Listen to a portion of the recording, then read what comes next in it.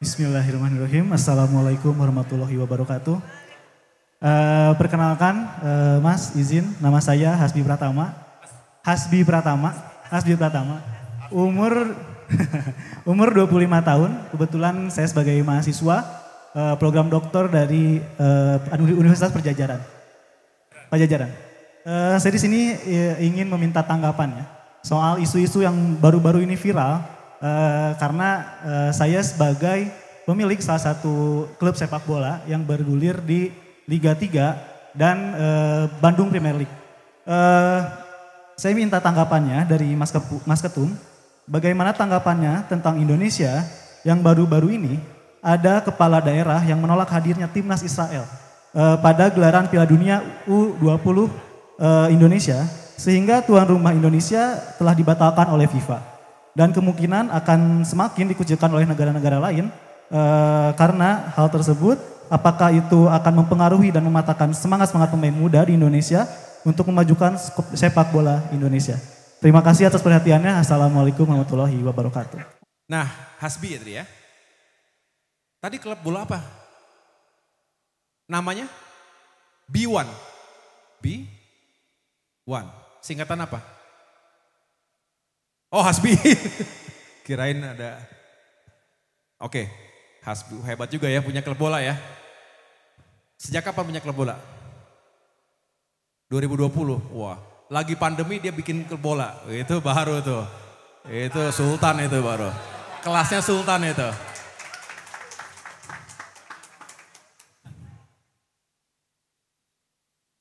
Ya, mari kita sama-sama menyimak isu ini. Ini isu yang lagi viral, betul ya? Saya pengen tanya sebelumnya.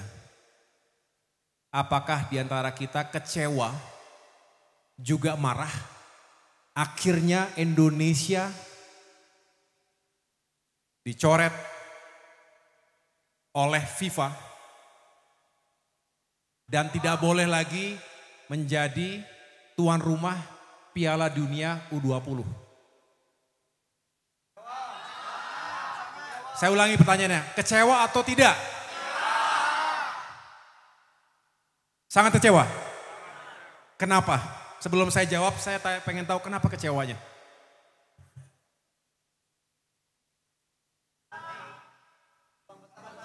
Kapan lagi? Peluang besar. Apalagi? Sudah membuang-buang anggaran. Merusak citra Indonesia di internasional. Akan dikucilkan. Lah ini jawabannya udah semua nih.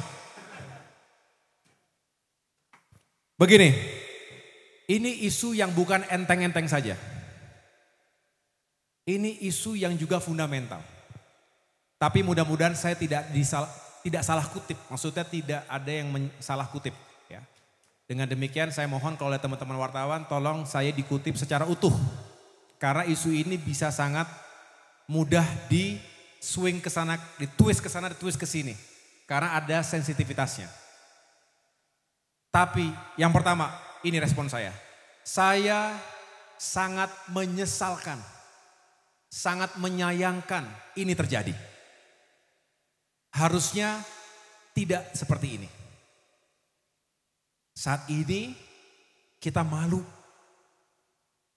di dunia internasional.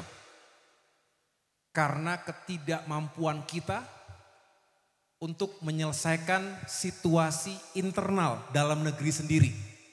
Dan situasi itu sifatnya sangat politis.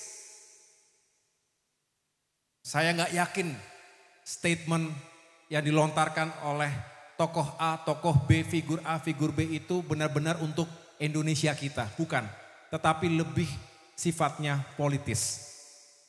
Tentu kita sangat menyesalkan dan menyayangkan itu terjadi. Dan kita patut bertanya kepada pemerintah sekarang. Kenapa ini bisa terjadi? Harusnya ini kan bisa diprediksi dan bisa dikomunikasikan. Ada ruang untuk mengkomunikasikan ini semua. Masa tidak sama? Presiden tidak sama dengan gubernurnya. Pemerintah pusat tidak sama dengan pemerintah daerahnya. Menteri tidak sama dengan jajaran di bawahnya. Ini negara macam apa kalau begini? Dan kita lagi-lagi mempertaruhkan nama baik dan reputasi kita di dunia internasional. Jadi satu sisi, kerugian kita adalah secara internasional. Di dunia kita buruk namanya. Saya nggak tahu tuh apa yang menjadi perbincangan di dunia sana. Melihat kondisi persepak bolaan Indonesia termasuk yang dipolitisasi berlebihan. Kalau berbicara, ini isu yang lain sebetulnya. Sampai dengan hari ini jelas posisi kita, misalnya kita ingin turut memperjuangkan kemerdekaan Palestina. Yes, itu ada dalam undang-undang dasar kita. Saya ulangi, itu ada dalam semangat konstitusi kita. Masalah kemerdekaan berbangsa. Tetapi jangan campur adukan. Forumnya tidak sama. Kita punya banyak forum lainnya untuk memperjuangkan kemerdekaan Palestina, betul? Ada namanya PBB, bukan partai itu, tapi Perserikatan Bangsa-Bangsa, United Nations. Itu setiap tahun menggelar namanya General Assembly, GA. Kalau mau disampaikan di situ, kalau kita ingin memperjuangkan isu-isu dunia termasuk Palestina misalnya. Tapi kita tahu, sudah berapa kali GA? 8 kali, sekalipun pemimpin kita tidak datang ke sana. Sekali lewat Zoom, pas pandemi. Selebihnya ya tidak datang. Padahal itu adalah forum yang baik untuk menyuarakan isu-isu dunia tadi, betul? Maupun ada forum-forum multilateral lainnya. Indonesia negara besar, negara G20. Bisa kita punya peluang seperti itu. Kita juga pernah menjadi anggota tidak tetap Dewan Keamanan PBB. 2019 hingga 2020. Indonesia jadi anggota tidak tetap Dewan Keamanan PBB. Seharusnya kita bisa bersuara lantang di sana. Bukan ujuk-ujuk, apa ujuk-ujuk itu? Itu bahasa Sunda ya? Hah? Oh ujuk-ujuk. Runtah, bukan runtah. Oh bukan. Naon deh runtah. Ujuk-ujuk udah mau pelaksanaannya tiba-tiba ribut sendiri. Lah kemana aja selama ini? Betul? Loh ingin menjadi tuan rumah Piala Dunia itu kan harus bidding. Apa bidding itu? Ya ikut seleksi lah, ikut seleksi. Karena banyak juga yang pengen kan gitu. Indonesia 2019 ikut bidding, betul? Kemudian 2020 ditetapkan sebagai atau terpilih sebagai tuan rumah. Kemudian 2021 kepala daerah yang daerahnya akan menjadi lokasi pertandingan setuju.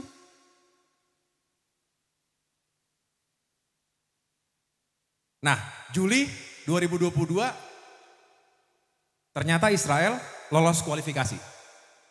Tapi artinya ini semua kan bisa diprediksi. Kalaupun ada pertentangan di sana sini, ya. Lalu pelaksanaannya 2023. Sebetulnya ada ruang untuk pembahasan yang luas juga untuk berdiplomasi. Tetapi lagi-lagi di ujung-ujung last minute tiba-tiba terjadi seperti masing-masing punya suaranya. Tidak bisa didisiplinkan. Padahal pemerintahannya harusnya bisa dong dari atas sampai. Ini kan membawa nama negara nih. Begitu ya? Nah sekarang akhirnya kita menerima kerugian yang kedua. Tadi yang pertama reputasi kita rusak. Yang kedua bagaimana sebetulnya Indonesia itu sangat berharap atlet-atlet kita. Betul? Supporter kita semua ini. Siapa yang di sini suka nonton bola? Di dunia ternyata berdasarkan survei jumlah penggemar bola di dunia paling besar itu orang Indonesia. Nah, betapa saya akhirnya bisa memahami, kita semua bisa memahami betapa kecewa dan marahnya masyarakat kita, terutama banyak generasi muda di situ. Betul ya? Karena akhirnya Indonesia tidak bisa menjadi tuan rumah sekaligus tidak bisa menjadi peserta. Kapan lagi itu bisa terjadi? Bisa terjadi lagi nggak kita? Ya bisa sih, tapi ya ini di depan mata ini. Ini barang tinggal, udah depan mata barang ini. Betul ya? Apa boleh buat? Nasi sudah menjadi? Kalau bubur di Cisangkuy enak bubur. Bubur begini nggak enak. Ya, jadi menurut saya rugi lagi kita yang kedua ini. Rugi telah mempersiapkan dan betapa kecewanya atlet-atlet kita. Jangankan atletnya, keluarganya, kita semua sebagai supporter dan sebagai penggemar sepak bola nasional juga pasti tidak terima begitu saja. Ya. Ada lagi rugi ketiga, tahu ruginya apa? Lah ini kan semua udah diperbaiki nih, udah disiapkan. Itu uang siapa? Uang negara, uang siapa itu? Uang rakyat, dari mana? Yang bayar siapa? Tadi pajak buat apa? Rubicon.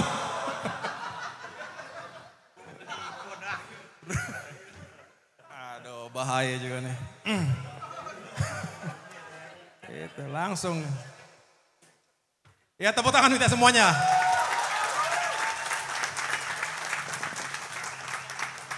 Jadi rugi lagi kita. Udah berapa stadion Indonesia yang diperbaiki, dipersolek supaya pantas dan siap menjadi tuan rumah tadi. Ya bukannya sia-sia tapi ya itu kan dipersiapkan untuk perhelatan akbar dunia. Itu rugi ketiga. Rugi keempat, ada lagi rugi keempat. Potensi benefit atau keuntungan ekonomi yang dihasilkan jika itu bisa dilakukan di Indonesia. Betul? Termasuk pariwisata, termasuk UMKM. Apa tuh? Tadi tuh termasuk tuh, cireng. Bahasa waci, sorry. Ini ada yang mau ngasih juga nih. Oh udah nunggu sini. Ini buat Piala Dunia. Terima kasih ya. Siapa namanya? Aris. Oke. Foto dulu.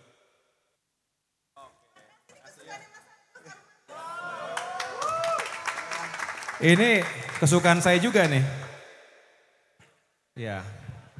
Udah siap buat Piala Dunia padahal ini. Oke. Nanti aja. Ya, jadi sampai mana tadi kita? Bayangkan kalau kira-kira ada berapa negara yang akan datang? Berapa timnas yang akan datang? 24. Berarti 24 negara. Itu yang ikut jadi pemain kan? Belum lagi negara lain di dunia yang ikut meramaikan, ikut nonton. Jadi itu transportasi, itu hotel, akomodasi, restoran, UMKM semua. Lengit apa? Bener? Lengit. Oh wah bukan. Oh wah kasar. Sorry kasar. Sorry. Apa? Ical. Lemesin aja. Ical. Bukan runtah. Nih yang ngajarin runtah dia terus nih. Runtah terus. Bayangin, berapa kerugiannya? Memang belum terjadi tapi kerugian yang potensi akan masuk itu kan juga kerugian buat kita. Itu lapangan pekerjaan, itu penghasilan, itu devisa, itu macam-macam semuanya akan masuk ke kas negara juga. Ya jadi banyak sekali kerugiannya. Tetapi lagi-lagi tolong kita jangan disalahartikan kemudian dikait-kaitkan dengan urusan yang satunya lagi. Saya katakan itu tetap kita perjuangkan tetapi yang jelas akibat dibatalkannya ini seperti kita akan diisolasi oleh dunia. Disangsi oleh dunia. Betul ya? Jadi gimana anak-anak muda?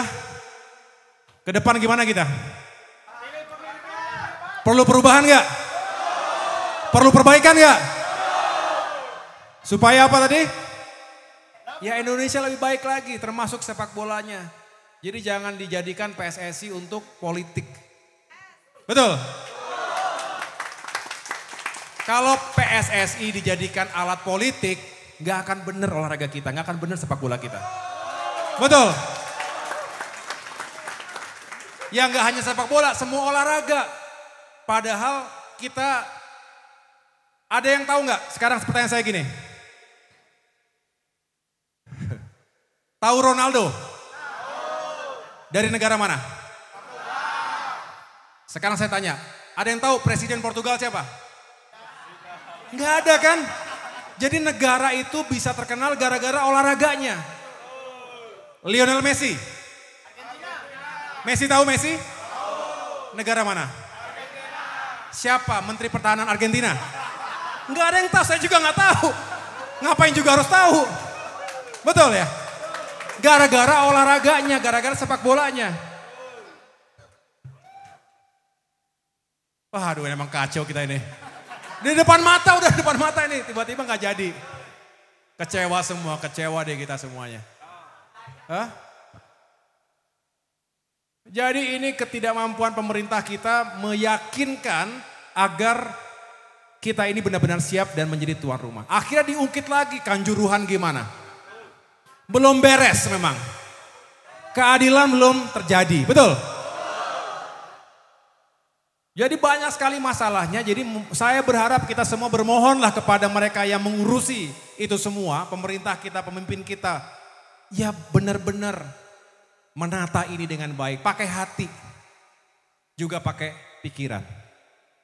Jangan pakai agenda politik, jangan pakai tujuan untuk meningkatkan elektabilitas. Betul?